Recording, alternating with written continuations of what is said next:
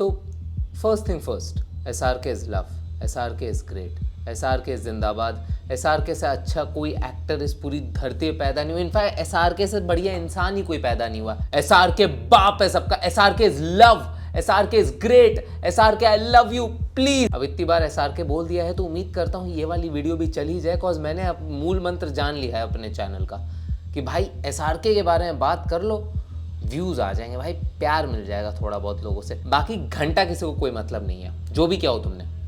तो अपनी इस चैनल की गरिमा को मेंटेन करते हुए, जो कि हमेशा हर ट्रेंड के गुजर जाने के बाद, हर लेटेस्ट न्यूज़ के बीत जाने के बाद उस चीज़ को कवर करता है, उस चीज़ के बारे में बात करता है, तो आज हम बात करने वाले हैं अबाउट हनुमान, मतलब कि हनुमान, जैसा इसके मेकर्स इसको बुलाना चाहते थे। ऐसा क्या है कि ये movie stage with you.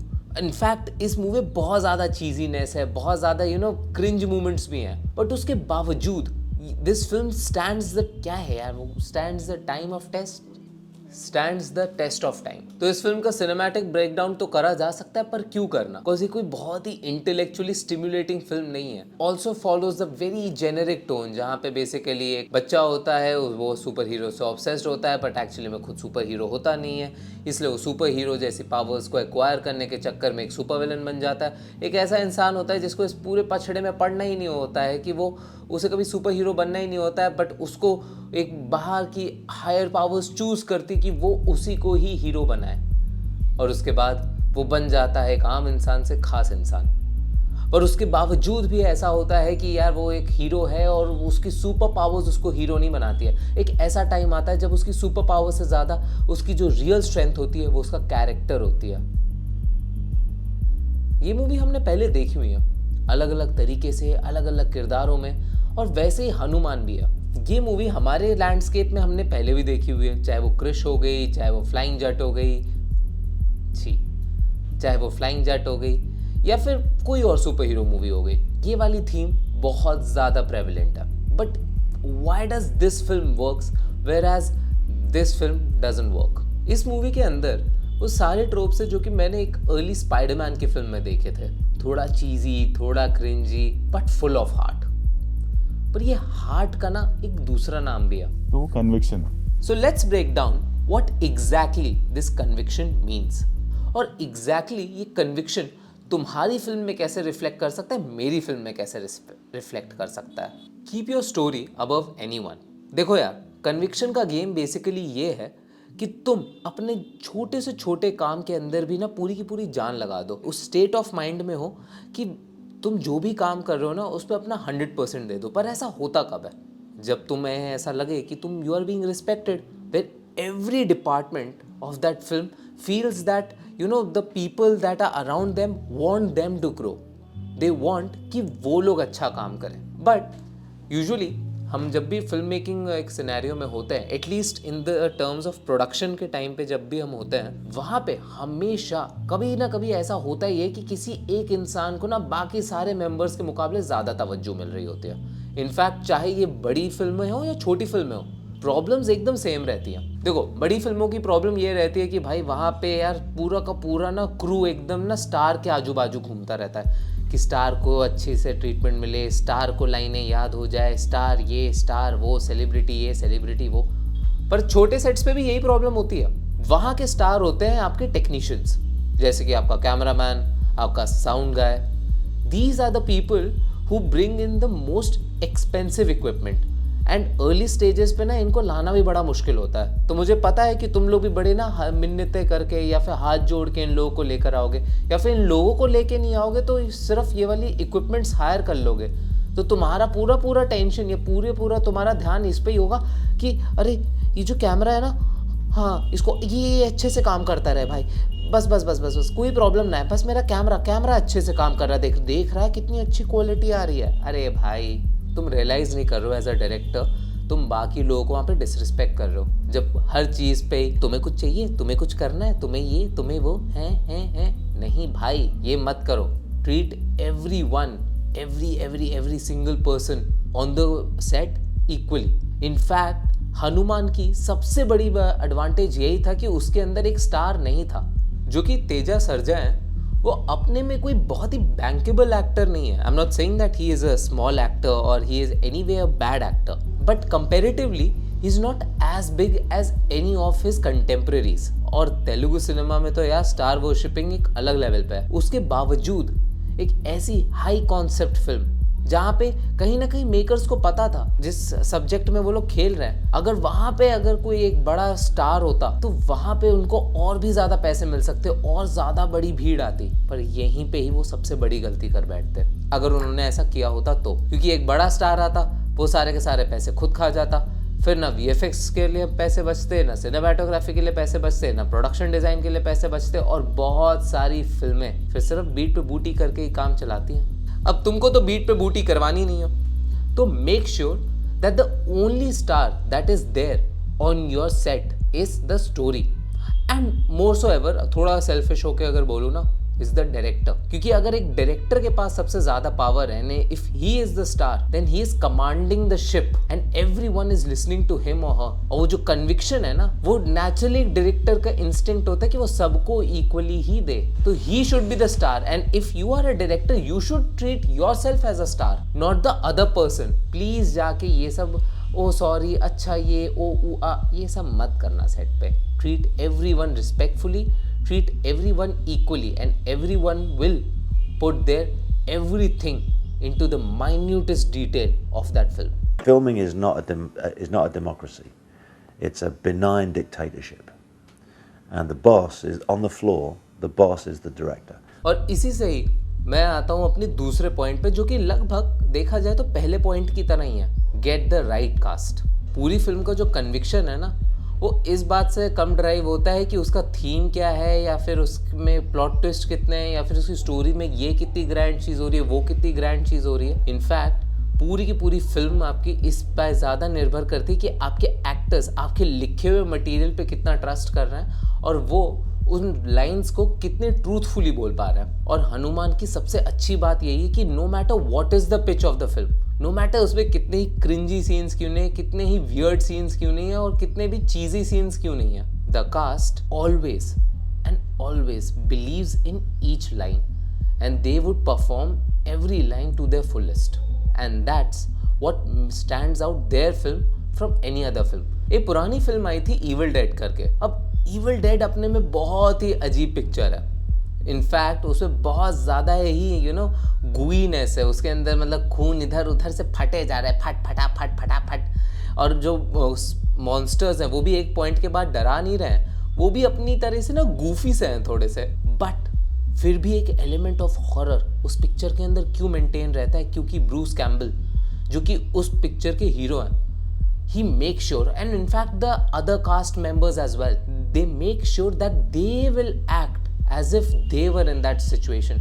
So no matter how cheesy it looks on the screen, if the actors are believing what they are doing, the 60% of conviction game is solved, because the people involved in it, the people who are visible on screen, they are convinced of what they are saying. और ये वाली चीज़ तुम अपनी short films में कैसे ला सकते हो, अपने छोटे से इंडी प्रोजेक्ट के अंदर कैसे ला सकते हो, वर्कशॉप्स के थ्रू. सो मेक श्योर जो भी तुम्हारी कास्ट हो, तुमसे सब लोगों ने ये तो बोला होगा कि प्लीज़ अपने दोस्तों को हायर मत किया करो, always get the right cast. अरे भाई, बट राइट कास्ट के साथ भी राइट प्रैक्टिस करना बहुत बहुत इंपॉर्टेंट है. और उसके लिए सबसे ज़्यादा इंपॉर्टेंट ये है कि तुम्हें जानना हो कि अपने एक्टर्स को कैसे ट्रीट किया जाता है, वो लोग उन्हें क्या पसंद है क्या नहीं पसंद है, उनकी कौन सी खूबियाँ हैं क्या उनकी खामियाँ हैं, ये एक डायरेक्टर के तौर पे तुम्हारा जानना बहुत बहुत ज़रूरी है.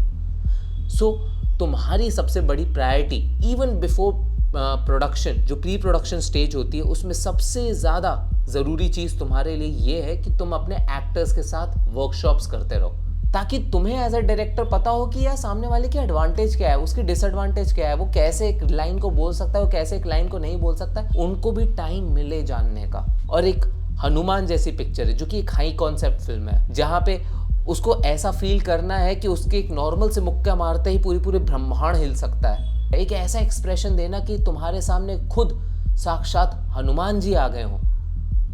ये वाले एक्सप्रेशन सिर्फ लास्ट डे पे ऐसे नहीं हो सकता, हाँ वाह मैं कितना हैरान हो गया. नहीं भाई, ये सब चीज़ें मेटिकुलस प्रैक्टिस से ही आ सकते हैं. So make sure the conviction in your film is reflected through your actors and your actors can see your conviction towards the film in the process of workshops.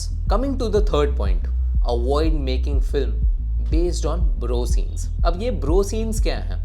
अरे ब्रो उसके बाद ना फिर बाद में वो ऐसे उड़ के आएगा, फिर तैर करके मार देगा, उसको ऐसे लग जाएगी. हाँ भाई, उसके बाद ना वो ऐसे बोलेगा, वो ऐसे उड़ते हुए आएगा ब्रो.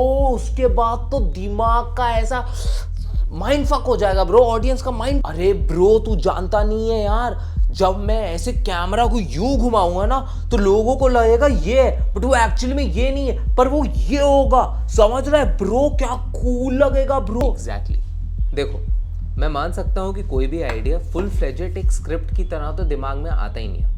पहले कुछ विजुअल्स आएंगे दिमाग में, उसके बाद तुम उस विजुअल्स पे काम करोगे, फिर वहीं से ही तुम्हारे दिमाग में एक आइडिया जनरेट होगा. वो आइडिया को तुम बेसिकली किसी तरीके से इनकॉर्पोरेट करना चाहोगे उस सीन में, फिर बाद में तुम एक अमेलगमेशन बनाओगे कि कैसे वो सीन इस विजुअल को तुम्हारे सपोर्ट करे, और उसके बीच में ऐसे ही मल्टीपल विजुअल्स एंड उसको सपोर्टिंग सीन्स लिखते लिखते लिखते लिखते तुम्हारी स्क्रिप्ट तैयार हो जाएगी.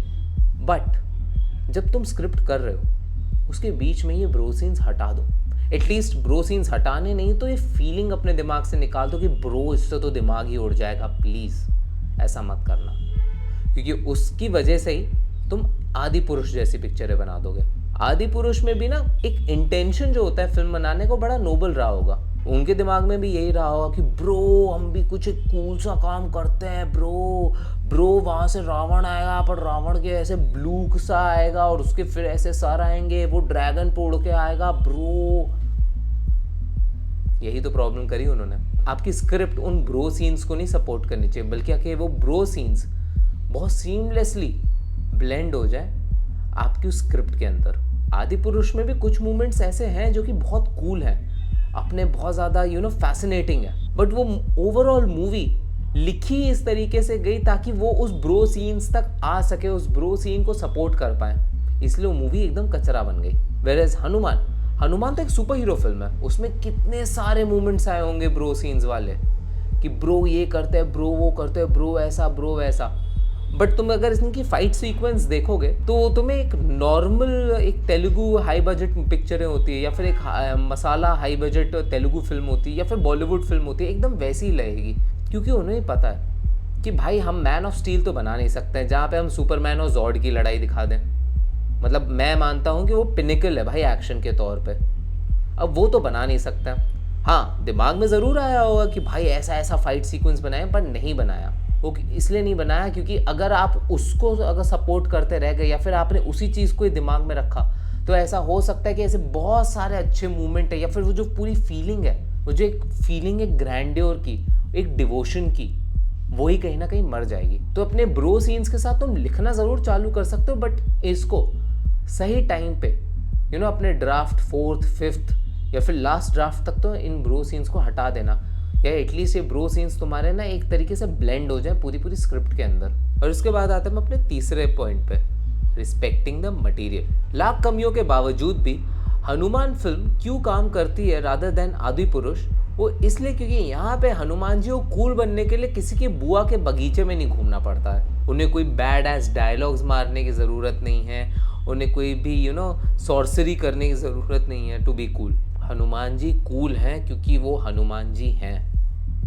हनुमान जी का साइज, उनका ग्रैंड्योर है, आपको उसको कुछ और करने की ज़रूरत नहीं है. हनुमान जी की आंखों में जो तेज है वही अपने में कूल है, और वो हर जेनरेशन के साथ रिलेट करता है. एक तो ये वाला कचरा भी बहुत ज़्यादा चल गया भाई, जेनजी के साथ रिलेट करना है हमको. याद है वो फूड टीवी पे जैसे वो पीटीवी और एक्ट्रेसेस आती थी जो वहाँ पे आके लिविंग हेल्दी विद स्वाति, मैं बताऊंगी आपको कि कैसे एक हाई प्रोटीन डाइट आप अपने बच्चों के लिए बना सकते हैं, एक ऐसी डिश जो आपके बच्चों को पसंद आएगी. और वो करते क्या थे, प्याज के पराठे बनाए, अच्छा खासा पराठा है, उसके ऊपर चीज़ ग्रेट कर दिया और कह रही ये अब बच्चों को बहुत पसंद आएगा. सैंडविच है, चीज़ ग्रेट कर दिया. आलू की सब्जी है, चीज़ ग्रेट कर दिया. करेले की सब्जी है, चीज़ ग्रेट कर दिया. चीज़ ग्रेट कर दो तो मतलब बच्चों को मज़ा ही आ जाएगा वो खा के. और यही सेम काम फिल्म मेकर्स कर रहे हैं. हमें जेनजी से रिलेट कराना है इसको, तो बेफालतू के अंदर उसके अंदर वल्गैरिटी डाल देंगे, बेफालतू के उसके अंदर हम दूसरी तरह के थिएट्रिक्स डाल देंगे, हमारे देवी देवता लिंगोज यूज कर रहे हैं। अरे भाई, हम वही जेनरेशन है जो कि खो गए हम कहाँ जैसी पिक्चरें भी देखती है और ऊंचाई जैसी पिक्चर भी देखती है। चिल मारो, हर चीज जेनजी को भी अच्छा कंटेंट देखना है। उनके सामने कचरा प्रोडक्ट लाओगे तो वो तो एक बार में देख लेंगे ना कचरा प्रोडक्ट है। और क्या है कचरा प्रोडक्ट? कि तुम्हारे देवी देवता वहां पे से लिंगोज यूज कर रहा है। नहीं यूज करने की जरूरत है उन्हें। अपने मटेरियल पे ट्रस्ट करो। अगर तुम हनुमान जी को डिपिक्ट कर रहे हो तो तुम ट्रस्ट करो कि हनुमान जी कूल हैं। तुम्हें और कोई थिएट्रिक करने की जरूरत नहीं है। तुम किसी से रिलेट नहीं कर रहे हो। इनफैक्ट तुम ऐसा लगता है कि 40 साल का बुढ़ा आदमी है जिसको बस समझ में नहीं आता, घर में कोई पोता पोती घूम रहे थे, पोता पोती के हाथ में स्क्रिप्ट पकड़ा दिया, कह दिया इसको कूल बना दो बेटा, देख लो आजकल के ज़माने के बच्चे क्या बातें करते हैं, देख लो बेटा, लिख लो इसमें, तुम्हें अच्छा कुछ भी लगे तो। और आदि पुरुष तो बाई गॉड ऐसा लगता है भैंचो किसी दूसरी क्लास के बच्चे भाई इससे ढंग का लिख ले। और अब आते हैं अपने 5th एंड फाइनल पॉइंट पे, वो है keep your budget your anchor. देखो, अब तुम कहोगे कि यार Abhinav, your budget does not define your success, your budget does not determine how good a film is. Of course, एकदम बात सही है भाई, but your budget defines that what kind of film that you will make. You can make a great film in any budget, but पैर उतनी फैलाओ ना जितनी चादर है। और अगर तुम चादर के बाहर जाओगे तो उसके बाद कचरा कर दोगे। अगर तुम्हें पता है कि तुम्हारे बजट में इतना VFX नहीं डाल सकते और इतना VFX हैवी नहीं जा सकते हो, तो ऑटोमेटिकली तुम जाओगे रियल लाइफ लोकेशंस पे शूट करने के लिए। अब जैसे कि देख लेते हैं हनुमान बनी थी 60% आंध्र प्रदेश के गांव में।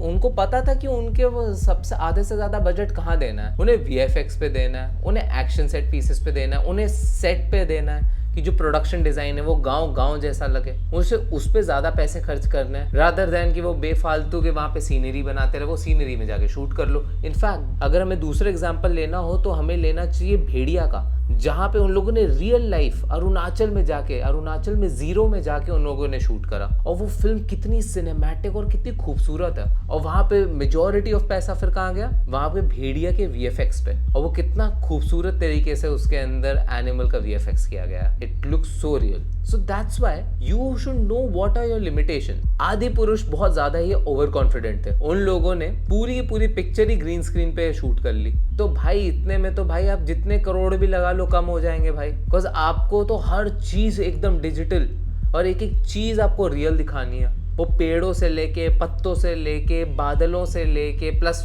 एक्शन सीन्स में जो आपको शूट करना है वो तो है ही है अपने में, वो तो है ही अपने में हाई VFX वर्क। उसके लिए आपके पास पैसे ही नहीं बचे और उसकी वजह से आपके पास एक हग्गू फिल्म आ गई। तो अपनी सच्चाई को अपना एंकर तुम जब बनाओगे ना तो तुम्हारा कन्विक्शन खुद ब खुद ऊपर आ जाए। बिकॉज तुम जानते हो कि तुम क्या कर सकते हो और उसमें तुम कितना पुश कर सकते हो। और फिर तुमको फिर ना ये फालतू के गिमिक्स करने की ज़रूरत नहीं है। तो वो छोटी से छोटी चीज़, डिटेल, तुम्हारे सीन में एक लैंप इधर का उधर ना हो जाए या फिर तुम्हारी स्क्रिप्ट में एक लाइन इधर की उधर फालतू में ना हो जाए, तुम उस तक का भी ध्यान रखोगे। और हनुमान पूरी तरीके से यही करता है कि उन्हें पता था कि उनके पास कोई बहुत मैसिव बजट नहीं है, तो वो लोग उन सीन्स पे ज़्यादा ध्यान देते हैं जो कि एक्चुअली मैटर करती है। अगर वो फाइट सीन कोरियोग्राफ कर रहे हैं तो दे विल मेक श्योर कि अगर हम एकदम सुपरमैन एंड जॉर्ड वाली लड़ाई नहीं दिखा सकते तो एटलीस्ट हम एक एक पंच के पीछे एक एक इमोशन हम दें। क्योंकि मुक्का लग रहा है तो उसके स्टेक्स हैं भाई। हम अपने हीरो को इतना नीचे गिराएंगे कि उसका थोड़ा सा भी ऊपर बढ़ना is such a add on, is such a big सीटी मारो मूवमेंट। मुझे पता है जब ये मूवी देख रहा तो थिएटर कैसे गूंज रहा था, क्योंकि हम ऑडियंस हम रिलेट कर पा रहे थे कि वो कितना नीचे गिर गया है हीरो, कितना ऊपर जा रहा है और कैसे बाकी लोग भी गांव के मैटर कर रहे हैं। Because the strongest element what Hanuman does is that it makes each and every movement so grand by their music, by their writing, by their acting that there is no need of a heavy VFX. एक basic VFX भी तुम्हारे अंदर उतना ही emotion generate करता है। बाकी तुम्हें क्या लगता है कि तुम अपने प्रोजेक्ट में कैसे कन्विक्शन ला सकते हो? और बाकी तुम्हें मेरी कुछ कन्विक्शन वाली फिल्में देखनी है एकदम स्टार्टिंग से लेके एकदम लेटेस्ट वाली, तो मैंने लिंक्स नीचे दे रखे हैं। गो तुम भी देखो कि मैं एज अ डायरेक्टर कैसे ग्रो किया था। बाकी फॉलो करो मेरे को इंस्टाग्राम पे so that we can connect. और अगर तुम और मैं फिल्म मेकर्स ही हैं तो क्यों ना मिलके भी एक प्रोजेक्ट बनाया जाए।